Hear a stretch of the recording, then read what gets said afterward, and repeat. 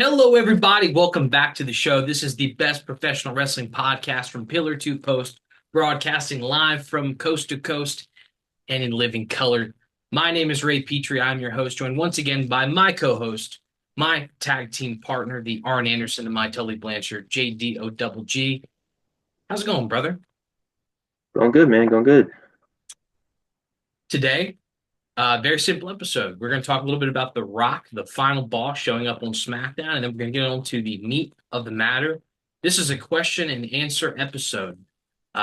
We had a handful of questions come in from the fans, and we are really excited to get into these. I think it's going to be a lot of fun, Jordan. Oh yeah, man. Get some answer some of these questions. Got a lot of good questions. A whole wide range of topics. So yeah, it'll be fun. Yeah, I mean, we're still a few weeks out from Elimination Chamber, a few weeks out from Evolution, so there's not a lot going on in wrestling right now. I mean, we could, it's a great episode of Dynamite this week. There's stuff that happened on Raw, but I think this is going to be a lot of fun. Episode 19 of Petree's Pit. Please like the video. Leave us a comment about anything we discussed today, or if you have some questions you'd like us to answer next week, we would be more than happy to do that. We love doing this, interacting with you guys. Without further ado, the final boss appearing on SmackDown tonight in New Orleans Smoothie Center, home of the New Orleans Pelicans. Jordan, what do you expect from The Rock this evening? Um, I'm not sure honestly. I mean, there's been a lot of conversation about him because he was cast in that movie, and which ignited a whole conversation in the IWC about his involvement in wrestling going forward. With him not wrestling Roman last year, and then people expecting him to wrestle Cody this year. It doesn't appear that that's going to happen. Um, but I don't really know what he's going to say. It could be anywhere from him just showing up and just being The Rock and not really, you know, having any storyline intentions with it, or he could, involve himself in something. It's really hard to say. But yeah, it's just a wide range of things he could do. Do we know when his new film starts filming? Uh, I'm not sure. I just saw that he got cast in it, I think yesterday. Yeah. Um, I don't know when it's supposed to be filming. I mean, from what everybody was talking about, they said it sounds like he's not going to be involved in wrestling for a while Mhm. because he's going to be, filming this movie. Um, but yeah, I'm not sure what the timing of it is going to be. It's unfortunate. We had so many high expectations going into this WrestleMania season, and I think, judging from last year's WrestleMania and the fallout, and it definitely seemed like we were leaning towards a Rock versus Cody Rhodes feud. Maybe at SummerSlam, when SummerSlam came and went, and then he appeared at Bad Blood. I think we expected it to be at WrestleMania, and now that's definitely not looking like the case. All signs point towards the winner of the Elimination Chamber facing Cody Rhodes at WrestleMania 41. Um, so it's unfortunate. You don't want to get your hopes up, but man, you'd love for him to come out there and say, "God, I want to challenge for that WWE Undisputed Championship." I don't think it's going to happen. So I don't know. Is it just going to be addressing the fact that he's not going to be at WrestleMania? Is it just going to be, him riling up the crowd and being a heel, and because they did advertise him as being the final boss, not just The Rock. So, there's some implication there, I suppose. But um, we kicked around the idea of The Rock showing up at 31 in the Royal Rumble, and God, what an idea! What a moment that would have been. And it just, unfortunately, nothing's panned out in that regard. But I'm excited. It's always nice to see The Rock on SmackDown. It's always entertaining. The segments are always fun. There's always an electricity that comes with the most electrifying man in entertainment. So I'm excited for tonight. Yeah, yeah. I mean, it's definitely interesting because, like I just said, he could go in a wide variety of directions. He could say that he's not going to have any involvement in Mania, or he could come out and be like, I don't care what the Elimination Chamber result's going to be. That I'm going to challenge for the title and go from there. It would be nice if he were still involved somehow. Um, Otherwise, why have him show up at Bad Blood and have to have Punk and Drew McIntyre as the opening match when that could have been the main event if The Rock wasn't going to do anything with it anyway. Um, so yeah, it'd be nice. Hopefully, something will come out of it, and we'll definitely see. Last question for you on this topic. We have the men's elimination chamber. The contestants are John Cena, CM Punk, Drew McIntyre, Logan Paul, Damian Priest, Seth Rollins. Um, let's just kick the idea around. The Rock says that he's challenging Cody Rhodes for his title. Guaranteed. Doesn't matter who wins the chamber. But the winner of the chamber is going to be in that match in the triple threat. Who do you think would pair well with those two in a triple threat match out of the contestants in the Elimination Chamber match? Hmm. Uh, Boy, that's tough. I mean, I think even though I don't think it would have, I think Cena would be interesting to throw in that. Mhm. It would be The Rock and Cena, that whole dynamic. Although I think Cody might get lost in the shuffle a little bit if you put those two in a match with him. Right. Um, and I don't know anybody else. It would just kind of be an odd fit. Maybe like Seth Rollins Mhm. be interesting. Obviously, he has the history with him going off of last year. Yeah. Uh, and I think Seth and Cody, they obviously have their history. I think that would be very interesting. But yeah, for the purposes, I think Seth would be better Mhm. because Cena Rock, I think, would take way too much of the focus off of Cody and the title. So I think it'd be better for them if Seth were in it too. Okay. Um, well, that's about all the contemporary stuff we're going to talk about for now. We're going to move on to the question and answer portion of this episode, the bulk of what we want to talk about today. Um, we polled Reddit for some questions, got some great results. I believe 13 of them to be exact, questions that we're going to answer today. And we're, really looking forward to this. So, um, let's just dive right in. Question number one. I don't know how you say this person's name. Real Batu Rem asks, uh, who was a past tag team talent that you each thought would be a great single star, but for one reason or another never broke out in that way? Jordan, I'll give the floor to you first. All right. Yeah, I was racking my brain trying to think of who would be a good fit for this, and the only one I could really think of off the top of my head would be Big Bill, Mm. who obviously was Big Cass in WWE with Enzo Amore. They were obviously an extremely popular Grab your tag head team, blade because this list um, is. and I think that he always had the look, he had the talking ability, and he had that charisma. And obviously it didn't work out in WWE after he split from Enzo, and potentially, he still could become a big talent in AEW with the whole learning tree thing. Hopefully he breaks away from that. It kind of seems like they've teased him breaking away from that, Mhm. so hopefully that's where it goes. But yeah, he was the one that came to mind. Big Bill's a great choice. I mean, yeah, like you said, I mean, judging from the learning tree gimmick, it looks like he's destined to feud with Chris Jericho.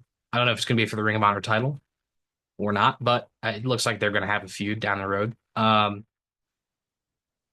This is tough. It's funny you said Big Bill because I picked Enzo Amore, and I understand the rumor and innuendo around him about his attitude in the locker room, his combativeness with other talent. But And yeah, he wasn't a great worker, but in terms of on the microphone, how many guys have been better than him in the last 15 years? I mean, he was superb on the mic, entertaining as hell. There's no doubt the fans loved him. And, wrestling is a results-oriented business. And if you can get the crowd involved, I feel like you've hit the nail on the head there. So yeah, especially on the indies, I'm just surprised he hasn't gotten the he hasn't risen to higher prominence. But the other pick I had was Shelton Benjamin, who, yeah, he's had a modicum of success in the mid card, but Shelton Benjamin's one of the best performers in the ring in the last of this century. I don't think that's exaggeration. And pretty good on the mic and looks great, has an amateur pedigree. I've never understood why he never. I mean, you had guys like Jack Swagger win a world title, Dolph Ziggler. Nothing against Dolph Ziggler, but Dolph Ziggler wasn't Shelton Benjamin in the ring.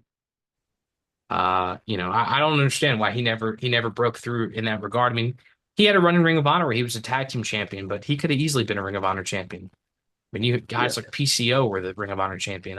So I don't know. I'm surprised Shelton yeah, Benjamin never won a singles title, yeah. but Or something like the flip side of that with Charlie Haas. I yeah, always thought he was absolutely. he was great in the ring, good talker. Had all the capabilities of being a champion of some type, and he just never broke out of the tag team mold. Question number two from Call Me Precise.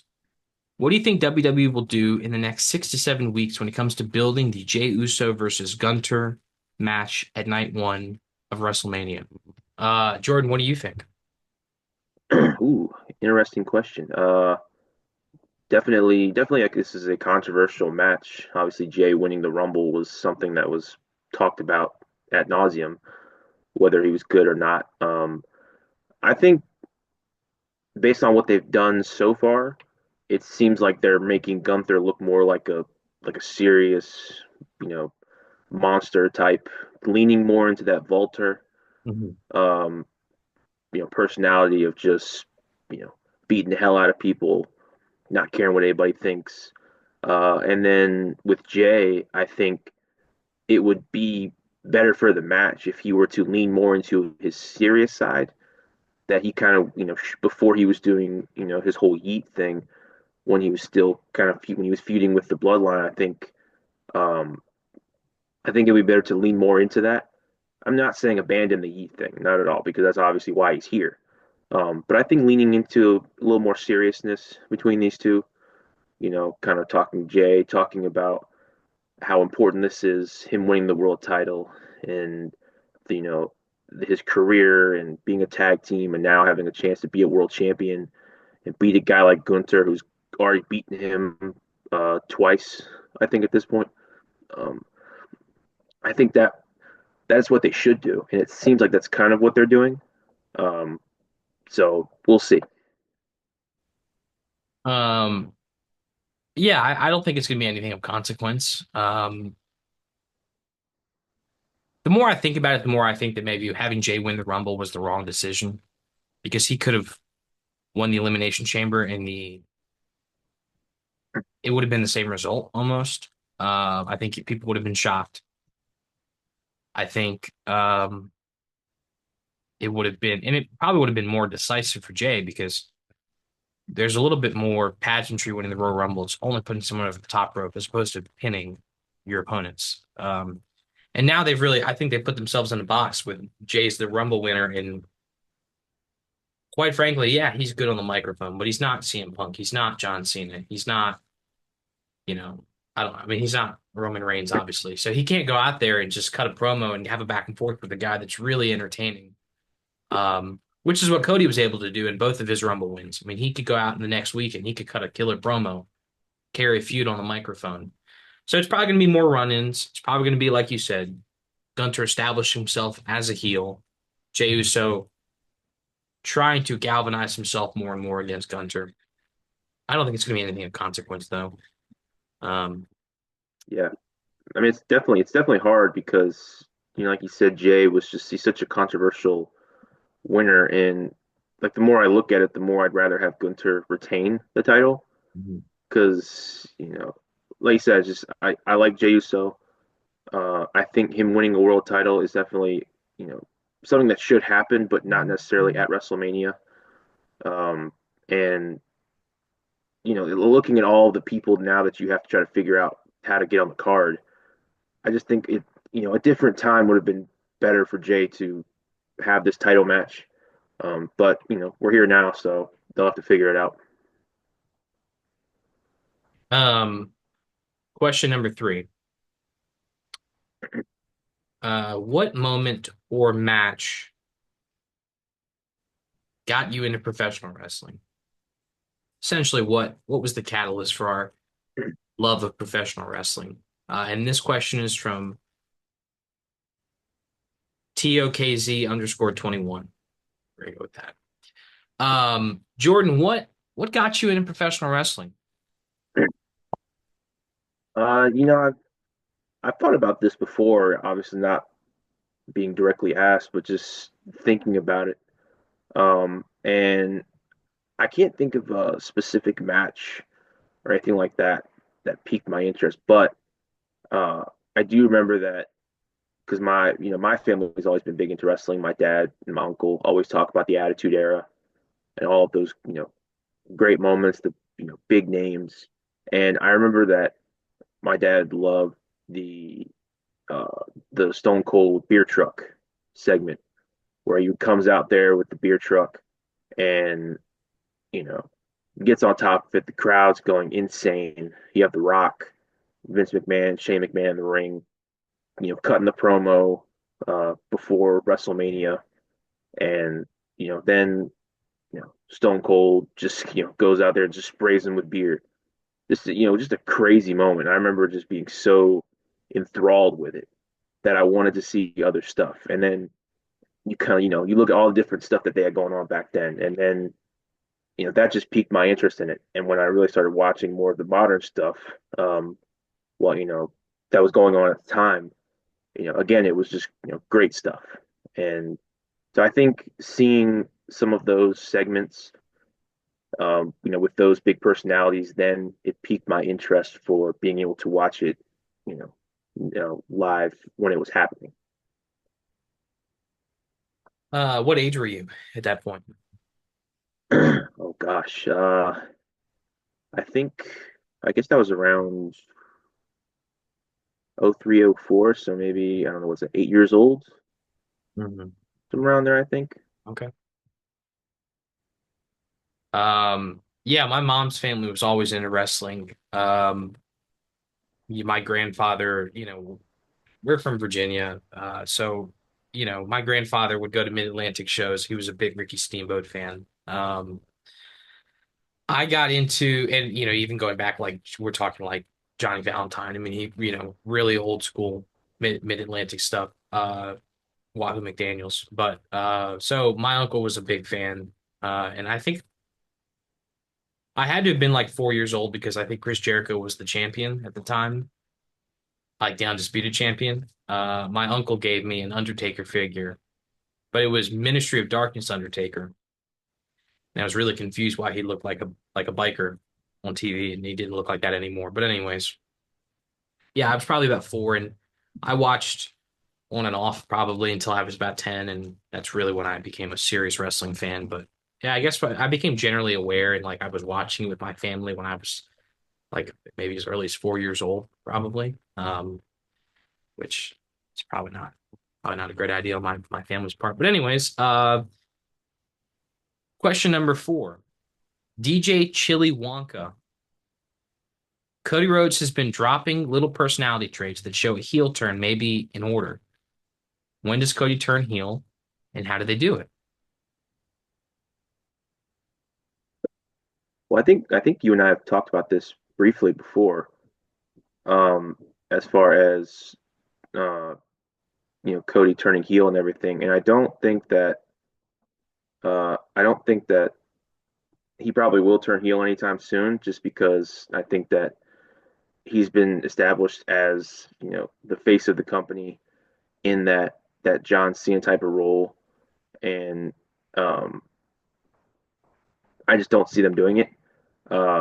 But if they were to do it, I think it would kind of be like Cody leaning into the whole I'm the face of the company, I'm the man, that type of thing, being a little more cocky, a little more arrogant, not being as uh, much of like a polished, politician type of thing. Hmm. Uh, I think that's how he would do it. I don't really see a different way for him to do it unless he just did a complete 180 in his character, which I don't think would be a good idea. So yeah, but I don't think that he'll probably be turning heel anytime soon. Um, I think he would have to lose the title, and I think he'd probably have to continue being a babyface for a while, either long enough to either regain the title or to try again and again and fail to win the title. Unlike Jordan, I do think he will eventually turn heel. I think that's absolutely where this story is going with him and how people are accusing him of not being a great friend, but really it's his friends that keep betraying him. And I don't know if eventually Randy Orton betraying him and the fallout of that will be the catalyst for it. But personally, I love late 2010s Bullet Club Cody Rhodes. He was heelish. He was mildly bisexual. Very fun character. So I do think at some point he's going to dye his hair black and become a heel again. I mean, he looks like a heel. He wears suits like Ric Flair did. Um, he uses, he has a pretty dense vocabulary. I think he's better as a heel. So, anyways, I think it's only a matter of time. But I do think we're probably at least a year away from that happening. I don't think that's something they're going to want to rush. But also, you have to think he's also said before that he wants to retire by 45, and that's not that far away. And I don't think he's going to retire as a heel. So, I think maybe that accelerates his process a little bit. But only time will tell. Question number 5 from Namek Zero. Uh, who should Tessa Blanchard wrestle next and where? So, Tessa Blanchard, for those who are unaware, the daughter of Tully Blanchard, the stepdaughter of Magnum TA, and a very talented women's wrestler who previously worked for TNA, previously worked for CMLL, previously worked for Women's Wrestling. She was not only the women's champion in TNA, to my knowledge, but she eventually won the World's Championship in TNA, formerly Impact at the time. She was the men's Impact World Champion. To my knowledge, she's the first woman to ever hold a major singles men's world championship. So if that doesn't speak to the talent that she possesses, I don't know what will. But she was fired from TNA after another wrestler named La Rosa Negra said that she used racial slurs in the locker room lodged towards La Rosa.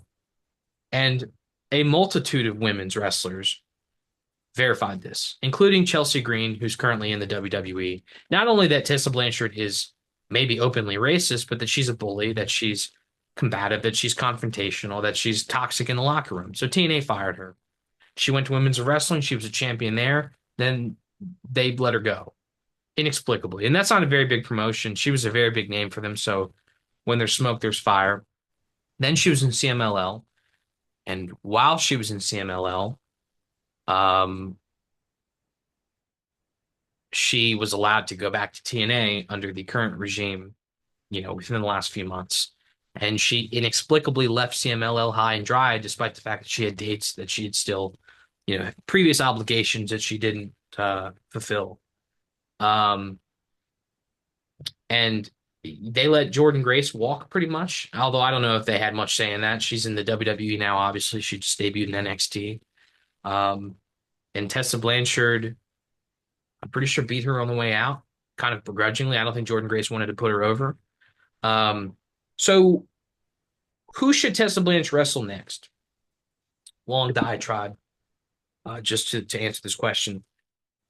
I think she needs to wrestle with forgiveness. Maybe acknowledge that she's done something wrong publicly for once in her life, take some accountability.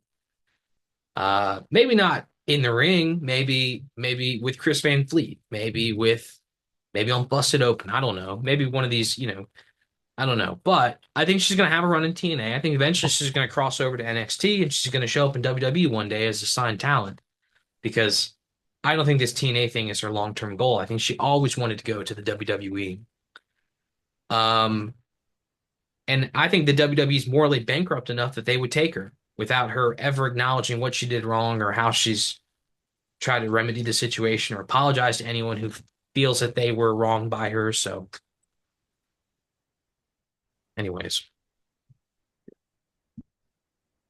Yeah, I couldn't have probably could have said it better myself. I've never really seen Tessa Blanchard all that much. I've seen her in a couple little small things, but I obviously do know all about the controversy that surrounds her. And if it were me, I wouldn't have her anywhere near my company. Uh, Obviously, the talent doesn't like her. She's when you're let go of that many places and you have that bad of a reputation, I don't know why you'd want them around your company. Even to the point where I know you think she'll show up in WWE. I mean, I don't know if obviously I do think yes they are morally bankrupt enough that they would have her there, but even then I don't. She's got such a bad reputation. I don't even know if they would want to bring her in and just have that in their locker room. Um, it's hard to say, but if it were me, I wouldn't have her wrestle anybody. Like yeah. you said, with forgiveness, acknowledging that she screwed up and you know apologizing for it and moving on. Yeah, and there's definitely context that I could probably add to the situation, and there's an element of that she didn't. I don't think she got released from TNA because of this of the controversy. I think there were other founded reasons that they released her, but I don't really want to get into that. I think we'll move on. But once again, question number 6 from the real Batu Rem. Thank you for asking 2 questions, my friend. How do you guys feel about the general tone of AEW? Do you guys find the show too silly, or does Tony Khan balance it out well enough? Floor is yours, Jordan. Um, I will say that I I agree with his take that he gives. I'm not going to read the whole thing out, but it's basically like Oh well, that he let's do that. thinks. Let's do that real quick. Let's Yeah, read this. if you want to read that. Yes.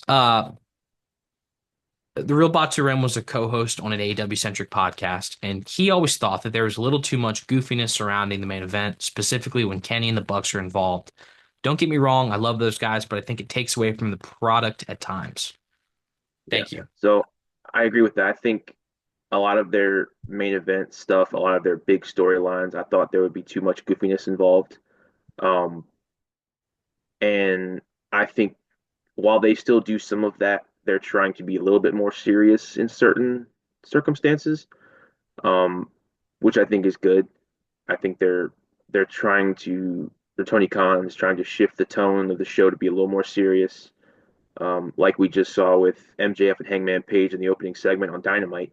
Those two guys had a really serious back and forth, and it's fine to have those little comedy things or little silliness involved in certain aspects, but I don't think you should have it in your big storylines, in um, your main event matches, and with the main event talent. And I think that to me, the to answer the original question, the tone of AEW has been a lot better as of late. I think the shows have been a lot better. I've heard there's been a little more positivity with it. And I think there's things WWE is doing that people don't like. So it seems like the pendulum is evening out a little bit more. Um, and I think things are heading in a good direction. But it's not perfect. There's still things they do that I don't think are great. But there's definitely an effort being made to change the perception of AEW. Yeah, I think when AEW began, it had the feel of a hybrid wrestling promotion, and I think you look back at MLW in the early 2000s, what they were trying to do, I think, is the mission statement. They wanted as many different kinds of wrestling on one show as they could produce. So there's lucha libre, there's death matches, there's the PWG frenetic, we're not going to sell offense stuff. Cody Rhodes had the Codyverse, and that's more classic sports entertainment oriented storytelling. Um, they're big guys, they're small guys.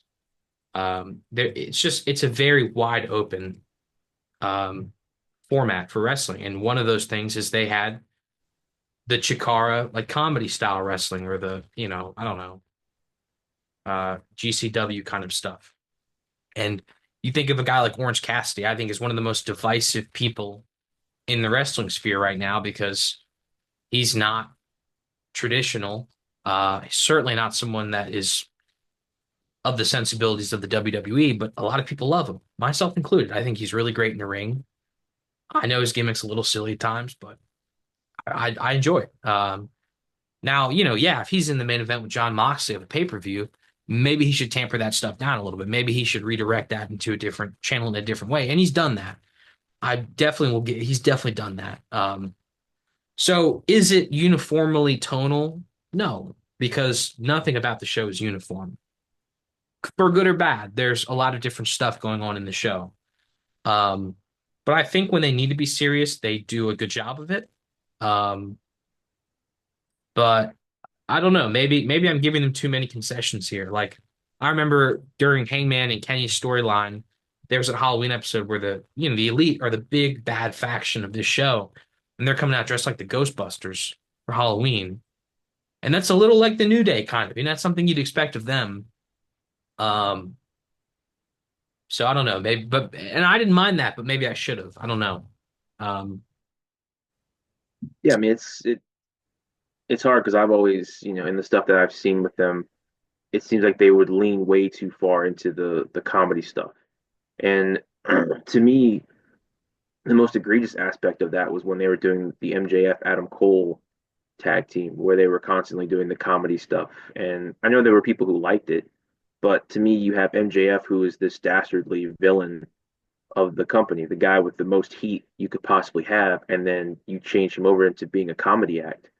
And to me, that's a horrible, horrible way to you know, have him be and treat him as, as him. And he was the world champion at the time too. So you had all that go on, and in the end result, it went nowhere. Uh, and that whole uh, issue between him and Adam Cole was basically, swept under the rug, and nothing ever really came of it of consequence. And now MJF's back to being a heel again. I'll buy it not as much as he was before. So I think that whole thing hurt him. But he's been rebounding a little bit. But yeah, I just think that you could have comedy stuff, you can have things that are funny, you can have the guys and girls, come up with their own stuff. But yeah, it needs to be a balance, and I think he's doing a better job of trying to balance that out. But it's still a work in progress. did Adam Cole and MJF stuff not remind you of DX in the 2000s? Yeah, I mean a little bit, but I don't know. It didn't really hit in the same way. Um, Maybe because I've never been the biggest Adam Cole fan, so it didn't. I just thought of it as them pulling MJF down, Hmm. as opposed to helping him. Um, but yeah, it was certainly, I think they were trying to do the similar type of thing, but it didn't hit with me at least. Um, Question number 7, and this is from Suplex Media, who is a fellow YouTuber and someone worth checking out. Has some very interesting content. Recently put out a video bashing Busted Open, which I'm in full support of because screw Bully Ray, Bubba Ray Dudley. Anyways, whatever. Question number 7. Given AEW's division heating up as of late, who do you see as the next two champions in the division? This is a tough question. This is a really difficult question. What do you think, Jordan? Yeah, yeah. I was racking my brain trying to think of who it could be. And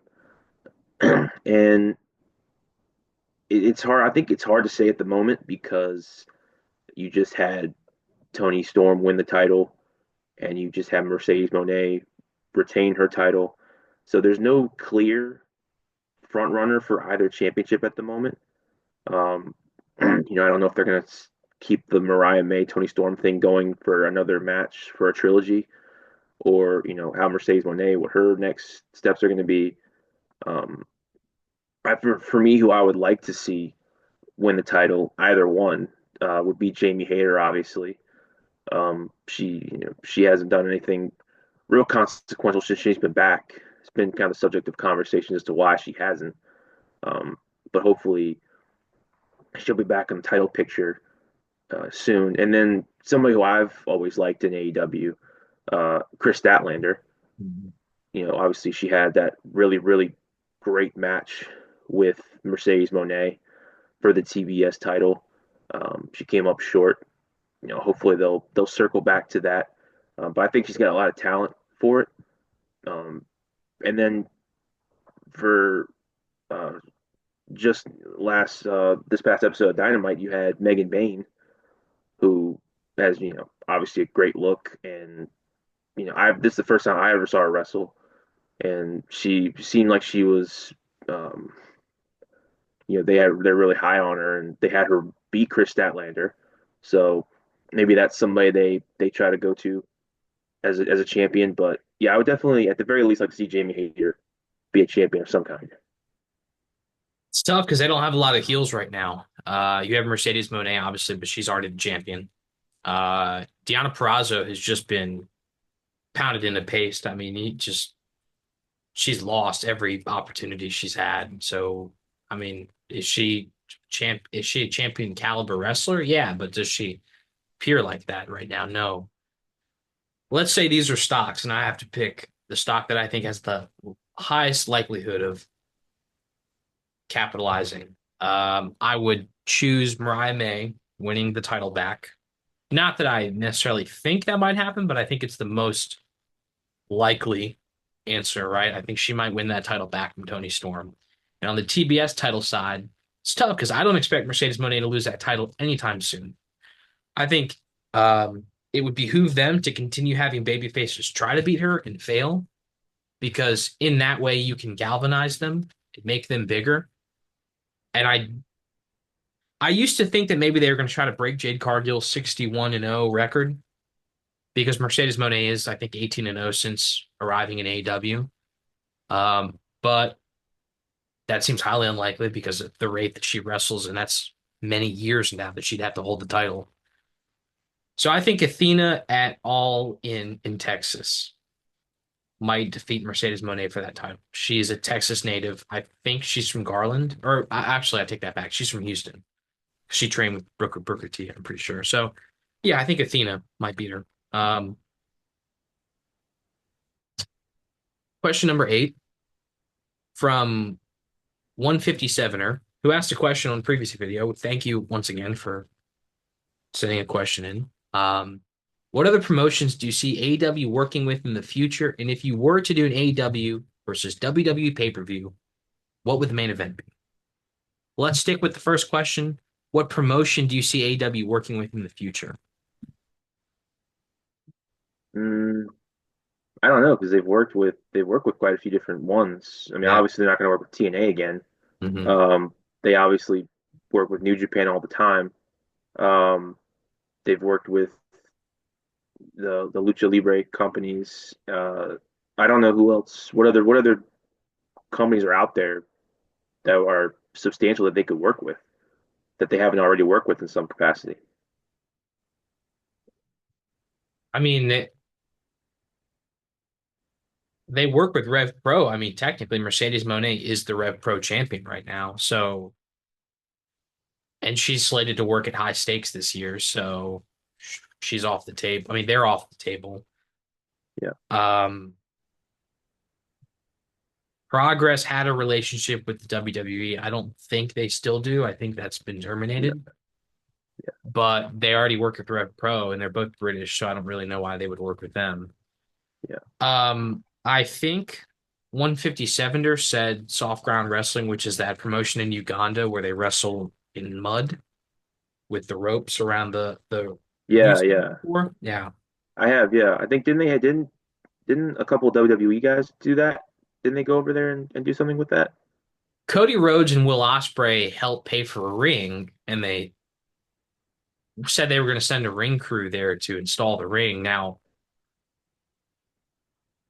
Um, I don't really want to get into the controversy around that because they have definitely not started wrestling in a ring, and that was Yeah, over a year ago. yeah, So what happened with the money?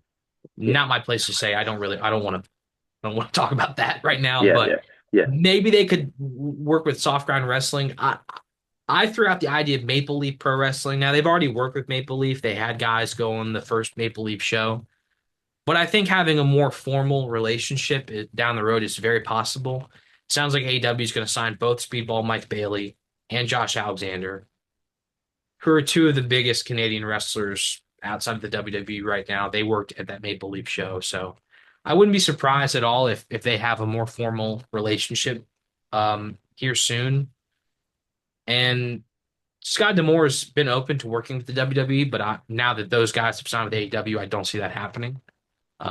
So maybe that's possible. I don't know. And also, of course, they have Chris Jericho, Kenny Omega, yeah, Christian Cage, Adam Copeland. They have a lot of Canadian stars who could work on those shows. So, yeah. Yeah, I question, think it'd be. no.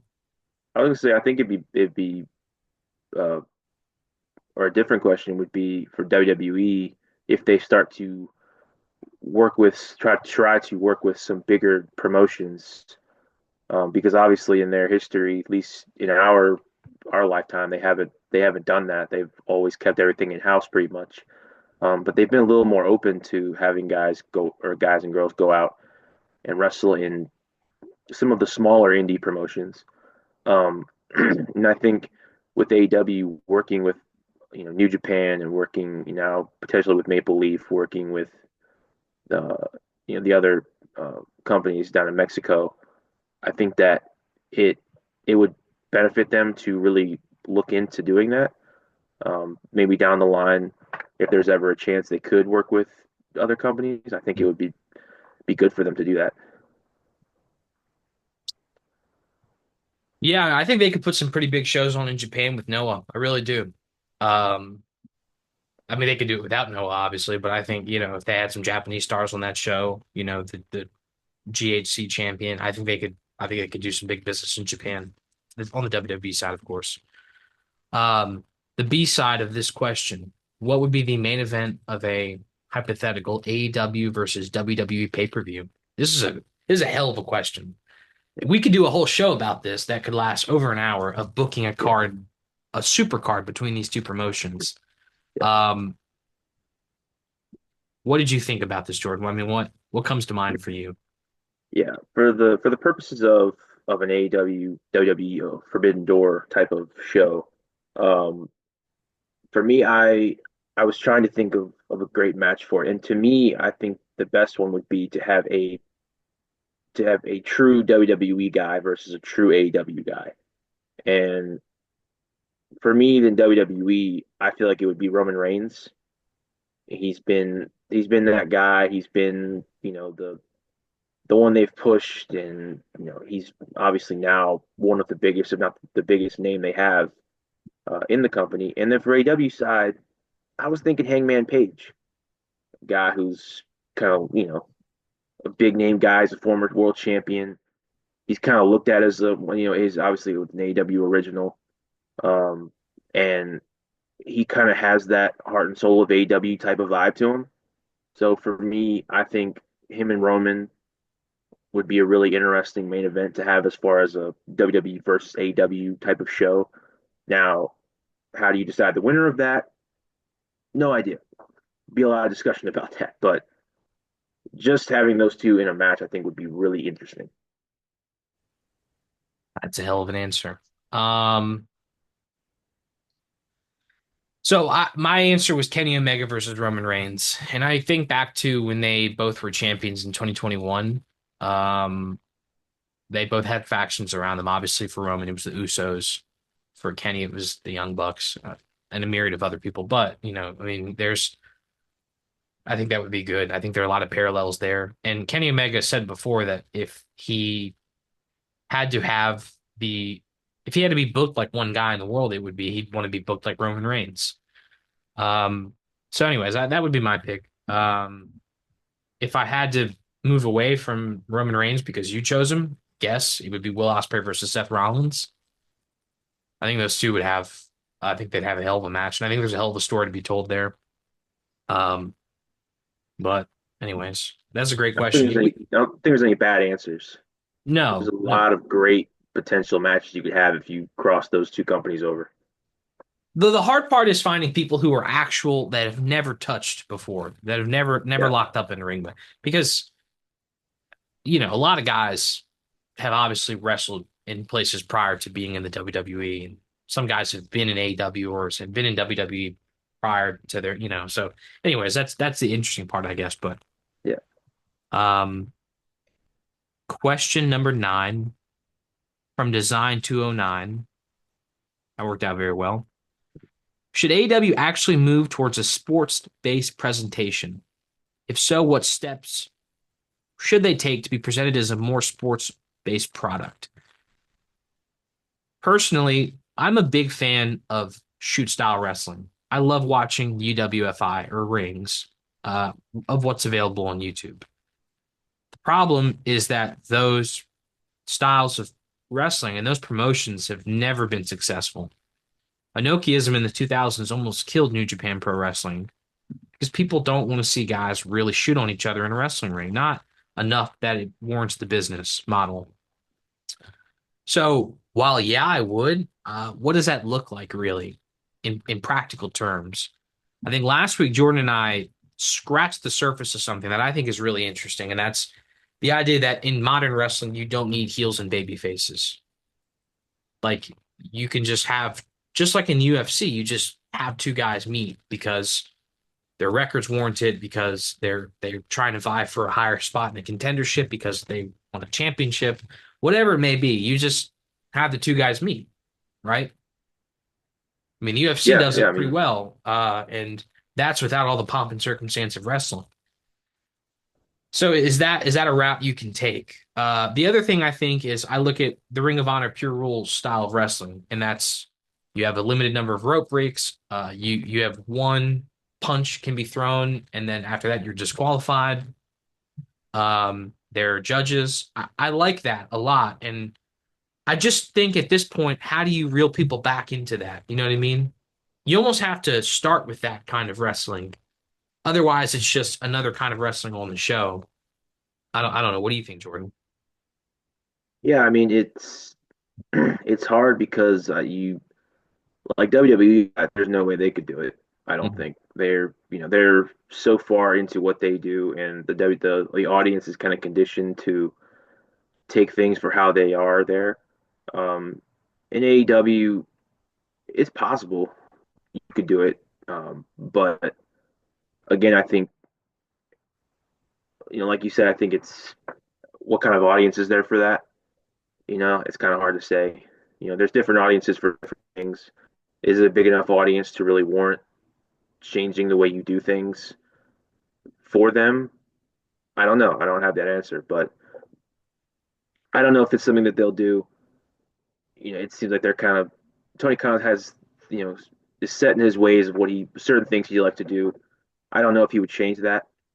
Maybe down the line it's possible, but as of right now, I don't really see it happening.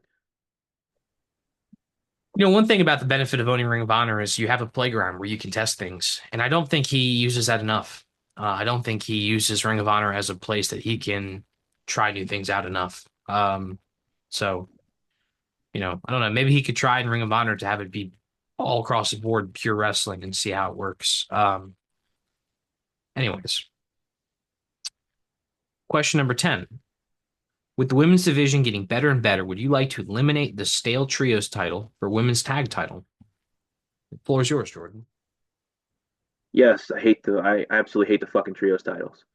I would get rid of them ASAP. I hate them. I don't even know if they've defended them recently. Yeah, they have Um, once in 3 months. well, yeah, once in 3 months they've defended those titles. Um, Now maybe if this new group, the Ops, wins them, maybe that's different. But as of right now, yeah, I can't stand the trios titles. There's not enough trios to really have a decent competition for those belts. And I would like to see. women's tag titles in AEW. I think they'd be way better used like than they are in WWE. WWE's women's tag titles, they don't have the tag team division for that. I think AEW make one because they have a lot of women's wrestlers, especially the ones they don't really use that much. Um, so yeah, I would definitely make that trade. By the way, this question was asked by Delayed Mail Force One. Sorry, I didn't include your name at the beginning. Um, I hate the trios titles. I think six-man tag team wrestling is designed for multiple angles to be condensed into one match for a show, or you have an all-star six-man team. If you want to have three-man tag teams, you use the Freebird rule, which has worked for the last 40 years pretty well. I think the New Day have done pretty well for themselves using the Freebird rule. In terms of a women's tag title, I don't think they need a tag title because you look at what it's done to the WWE women's division in its totality, and I think you're forcing women into boxes that they don't need to be in. What I would like to see, and I've been a proponent of this for a long time, is a yearly women's tag team tournament, like the Crockett Cup, like the All Japan Tag League, and you just every year you have tag teams form and they compete in a tag team tournament, and you don't need to have a prize for it. The prize is you won the tournament. It's a very big deal.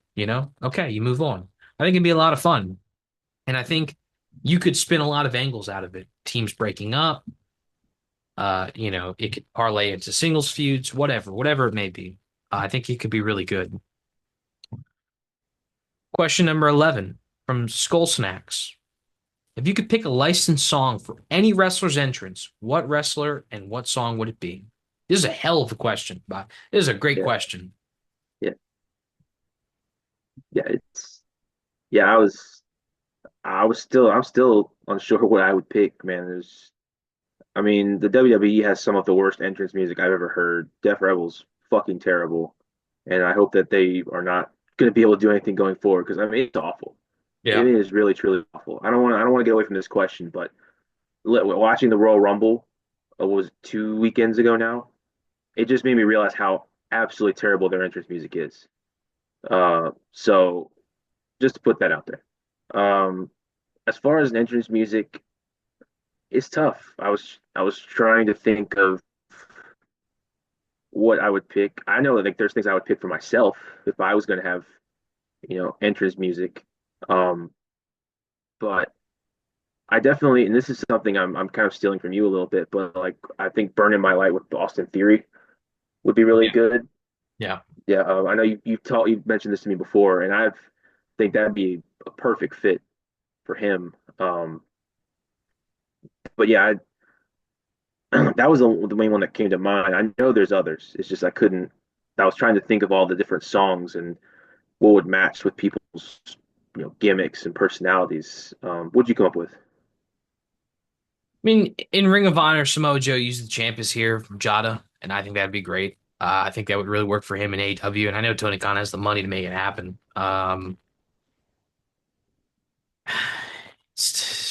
It's tough.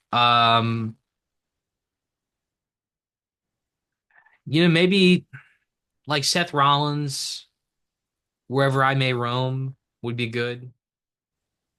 Um, Yeah, love Metallica. yeah, I mean Metallica's. I mean Darby Allin going out to, him and Sting using Seek and Destroy was awesome. Yeah, No, I love somebody. I would love somebody to be able to use Enter Sandman like Sandman used to when he would come out in ECW. Man, it's such a great song. yeah, it'd be good. Um, yeah, but I think I know maybe that's a cop out, but Samoa Joe, the champ, is here. I wish they'd use that in AEW. I think it'd be really cool. Question number 12, and this is from I Haunt Ghosts. Uh, which wrestlers would you trade between AEW and WWE? Like, which wrestlers in WWE do you believe would fit better in AEW and vice versa? Jordan. Um, well, I think I would definitely send Finn Balor to AEW. Um, I think WWE's really they're never going to use him again as a main eventer, even though they should because he's really good. I think he would fit in AEW well with obviously the connection to New Japan. and the net with the Bullet Club, things like that. Um, and as far as sending somebody from AEW, tough to say. I think I think Chris Statlander, he might be good. Um, that's a potential fit there. I mean, normally I would say send you could send one of their tag teams to WWE, but they still have yet to really establish a tag team division there for as prominently. Um, so I would say send FTR there, but would they really be used better? I don't know. It's tough to say. Maybe with Triple H in charge, they would be. I like to see FTR used in a more prominent role as a tag team, like they were a few years ago. Mhm. So that might be another one that I would send from AEW to WWE. But definitely, I think Finn Balor to AEW, AJ Styles in AEW would be really interesting. Uh, but yeah, those are the ones I think I would make that trade. This is gonna be controversial, but I would trade John Moxley for AJ Styles. Um, John Okay, Moxley could, I mean, maybe not with the title, obviously, you'd pull the title off of him, but I think John Moxley in AEW, or John Moxley in WWE, Dean Ambrose, he's got history there. I mean, he could slide right in with Seth Rollins or Roman Reigns. He would fit like a glove back in WWE. And, yeah, and I think he's progressed a lot as a professional wrestler where not only that, but also the booking of Triple H is much different than the booking of Vince McMahon. And I think it could work out a lot. And I think they're going into more of a violent, especially for the PLEs. It's getting a little bit more violent. They're willing to do more color. There's regular cages and stuff like that. I think it would work well for him. And I think maybe having a little bit more producing would help. And a little more structure. yeah, a little bit more structure, absolutely. And then for AJ Styles, you give him one last real run where he can win a world championship and be a star. And he fits like a glove because you have all the infrastructure there of the Bullet Club. He used to work with the Young Bucks. You can bring in the Good Brothers. You can have him feud with Kenny. You can have him feud with Jay White. You can have him feud with MJF, Hangman Adam Page. The opportunities are endless because it's a whole field of guys he's never had the chance to work with. Um, I think it'd be really great. I get excited just thinking about that as a wrestling fan. Oh yeah. Would it be an interesting thing for potentially maybe a WWE tag team to get sent to AEW? Maybe I was give their thinking, tag team division a little juice. I was thinking FTR for the New Day because Xavier Woods and Kenny Omega have kind of a quasi rivalry in a way, and I think the New Day have probably hit their ceiling in WWE and maybe could do some good work in AEW. But I don't know. Part of it is that is FTR going to benefit from going to WWE? Probably not because they don't care about tag team wrestling. And do they have a tag team of comparable value to FTR in terms of they can move merchandise? And I don't know about that either, you Yeah. know? So, um, question 13, the final question from Competitive Sock 764. What do you think is AW's biggest missed opportunity? And the second question is, what is their biggest slam dunk over the last 5 years? Let's start with the biggest missed opportunity, Jordan. Um, well, I don't want to go with Cody or Punk because I feel like that's always the answer with this one. Uh, I feel like Ricky Starks, Ricky Saints now talked about it a few times before. I've always thought he had the talent to be a real big player in AEW, and through unfortunate circumstances, things happened that were out of his control. Maybe there were things that maybe he was unwilling to do. I don't know. Uh, but I've always thought he was a missed opportunity. When you had him and MJF in their little mini feud for I don't even what was it, 2 3 weeks maybe. Mhm. I mean, I always thought to me that proved that Ricky Starks could hang with the big boys, and he's obviously a great talker. He's got that charisma, uh, and he's a good wrestler. And I mean, that's everything you want in a guy. So I think he's definitely the one that comes to mind. Um, as far as slam dunk, um, I don't see how it really could be anybody but Tony Storm. Mm. I mean, she's basically the face of their women's division right now, and she was really nothing major in WWE. So, I mean, I think that's as big of a slam dunk as you could get. Yeah, that's a great answer. And I honestly didn't think of Tony Storm on the slam dunk side. Biggest missed opportunity. I mean, I think Cody Rhodes and CM Punk are probably the easy answers. Um, I guess if we have to dive into granular detail, I think the fact that they never had Punk versus MJF for the title probably would come to mind. And I know that there was a lot of there's a lot of context that probably needs to be added to that conversation, but just in a vacuum, I'll say that they never had their rematch for the title. Um, the biggest slam dunk for me, I had two choices. It was either Bryan Danielson, acquiring him in 2021, or Sting's retirement run, which is maybe the best retirement run of all time in wrestling. In terms of just a career that we thought was over, that had ended as poorly as it could end. I think it left a real bitter taste in people's mouths, and then he comes back to AEW, he arrives in AEW, comes back to professional wrestling, and has a glorious final run with Darby Allin, leading up to that phenomenal match against the Young Bucks at Revolution last year. Tony Storm's a great answer, a small plug here, but I review AEW for the Augusta Free Press. Very proud of my column. Last week I reviewed Grand Slam Australia, and I said in that review that that moment was the coronation of Tony Storm, not as a superstar, but as the ace of their company, as the number one commodity in AEW. Because the whole show, a 13,000 seat show in another country, was based around her.